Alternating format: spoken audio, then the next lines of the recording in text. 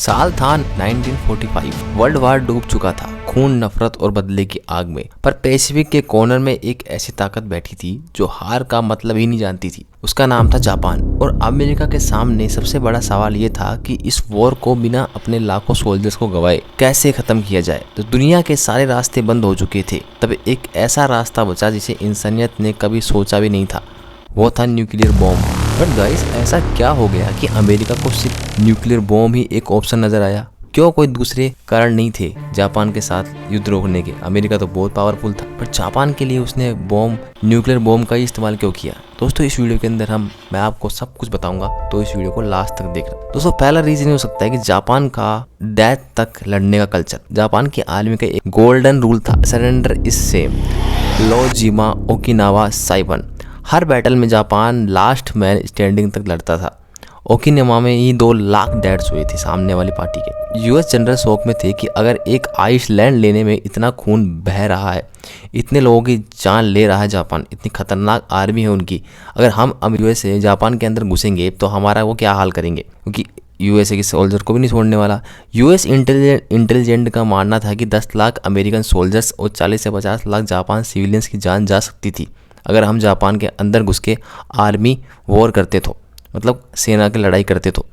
America को समझ आ गया था कि नॉर्मल बार मतलब हमारे सैनिक मारे जाते। दोस्तों, पर्ल हार्बर का बदला ये भी हो सकता है कि 7 दिसंबर 1941 में पर्ल हार्बर अटैक हुआ था। जापान ने बिना वार्निंग यूएसए पे वार किया था, मतलब यूएसए को बताया भी नहीं और वॉर कर दिया डायरेक्ट। हजारों लोग मारे गए, यूएसए के एयरक्राफ्ट कैरियर्स डूब गए। अमेरिका को दिल में एक शब्द बैठ गया कि never forget, no never forgive. एक ये इमोशनल रेज भी एक हिडन फैक्टर था। पॉलिटिशियंस बोलते नहीं, सोल्जर्स मानते हैं कि इसलिए भी हो सकता है कि यूएसए ने जापान के ऊपर हमला कर दिया हो।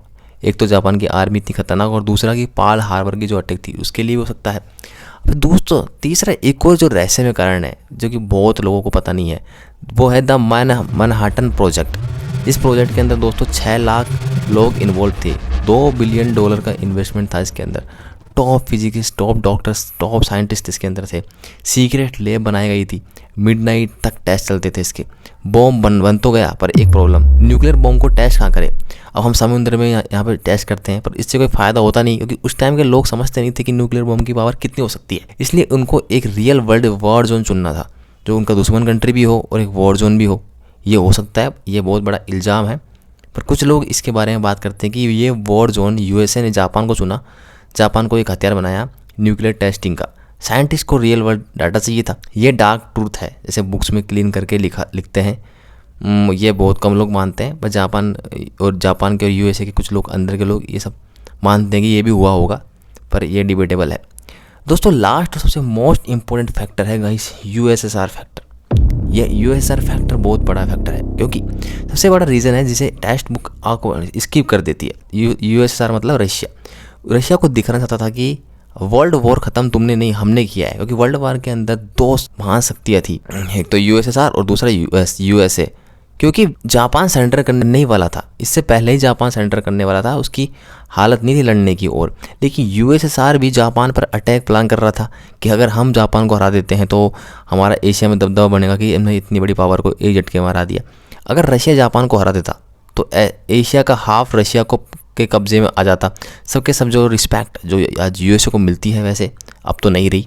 मतलब ताकत के जोर पे जो यूएसए दिखता है वो यूएसएसआर होता है यूएसए की जगह। यूएसएसआर मतलब रशिया। अमेरिका को सुपर पावर बनना था, इसलिए वार एंड इन अमेरिका के हाथ से होना चाहिए। एक धमाका, एक डिमोन्स्ट्रेशन, एक मैसेज जाए पूरी दुनिया को। इसलिए बॉम्ब का इस्तेमाल किया गया, जापान के लिए नहीं दोस्तों, रशिया के लिए, कि हम दिखाएंगे कि हमने जापान जो इतनी क्रूरता के साथ आगे बढ़ रहा था, इतनी खतरनाक आर्मी होने के बावजूद हमने जापान को एक झटके में मिट्टी में मिला दिया। ये दिखाना चाहता था यूएस। दोस्तों, ये सारे रीजंस थे कि यूएसए ने जापान के ऊपर न्यूक्लियर बॉम्ब गिराया। अब ये सवाल में आता है कि हिरोशिमा और नागासाकी को ही क्यों चुना? ये 2 शहर ही क्यों चुने, बाकी क्यों नहीं? टोक्यो और ये तो बहुत बड़ी कैपिटल थी, पर हिरोशिमा और नागासाकी को क्यों चुना? देखिए दोस्तों, हिरोशिमा को चुनने का मकसद ये था दोस्तों, पहले कभी बॉम्ब यहाँ गिरा नहीं, क्योंकि कोई भी लड़ाई यहाँ हुई नहीं होती थी, पर यहाँ कोई बॉम्ब नहीं गिरा, तो फ्रेश टेस्टिंग देखने को मिलती। साइंटिफिक इम्पैक्ट क्लीन दिखता कि अगर जहाँ कभी बॉम्ब नहीं गिरा हो तो क्या होता है।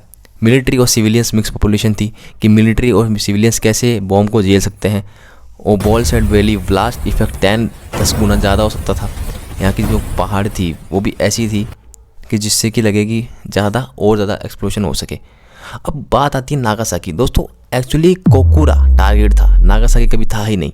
पर उस टाइम धुंध पड़ रही थी, बादल छा गए थे, तो प्लान को दिखा नहीं। जो भी एयरक्राफ्टर था जो जा रहा था बॉम्ब गिराने वाला, उसको दिखा नहीं, वो दूसरा शहर दिख गया, वहाँ पे उसने बॉम्ब गिरा दिया। मतलब कि जो हिरोशिमा तो सोची समझी साजिश थी, पर जो नागासाकी था वो एक्सीडेंटली हुआ था। किसी को पता ही नहीं था कि यहाँ पे बॉम्ब गिराना है। दोस्तों इन दोनों सिटीज़ ने दुनिया को न्यूक्लियर हॉरर दिखाया, लेकिन बॉम्ब गिराने का मेन मोटिव उनकी सिटीज़ नहीं थी, पॉलिटिक्स थी। पॉलिटिक्स दोस्तों बहुत ख़राब है। 2 लीडर लड़ते हैं, मरती पूरी जनता है। दोस्तों अब बात आती है जापान ने सरेंडर क्यों किया, बॉम्ब से या यूएसएसआर के डर से।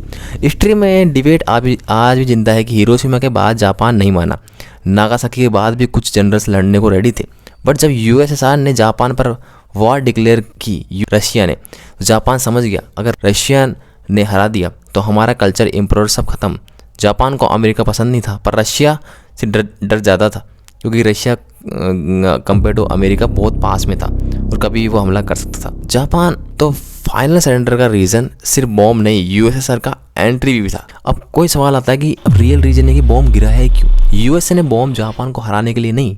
ऐसे तो कितनी लड़ाइयाँ चल रही है मिडिल ईस्ट के अंदर, अब रोका, अभी यूक्रेन और रशिया में युद्ध चल रहा है, क्यों नहीं ये रशिया पे बॉम्ब गिरा दिया है। मिडिल ईस्ट के अंदर कितनी लड़ाई होती है, आज तक क्यों नहीं बॉम्ब गिराया शांत करने के लिए।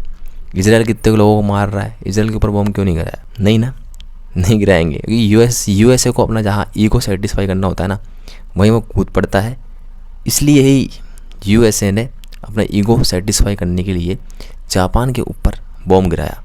वो पहली बात तो क्योंकि जापान तो यूएसए का कुछ कर ही नहीं रहा था, ये तो कंट्री बहुत दूर एक दूसरे से, वो तो एशिया के अंदर लड़ाई हो रही थी, यूएसए बीच में आया कहाँ से। तो यूएसए को हमेशा दादा बनना होता है, इसलिए यूएसए ने बॉम्ब जापान को हराने के लिए, अपने ईगो को सेटिस्फाई करने के लिए किया गया था। दोस्तों ये थी कुछ थ्योरीज थी और कुछ रियल स्टोरीज थी और कुछ कहानी कि क्यों यूएसए ने जापान पे क्यों न्यूक्लियर बॉम्ब गिराया। सो दोस्तों ये थी आज की वीडियो। आई होप आपको ये वीडियो अच्छी लगी होगी। प्लीज़ वीडियो को लाइक कीजिए, शेयर कीजिए, चैनल को सब्सक्राइब कीजिए। मैं मिलता हूँ फिर आपको एक नए वीडियो के अंदर। Thank you guys.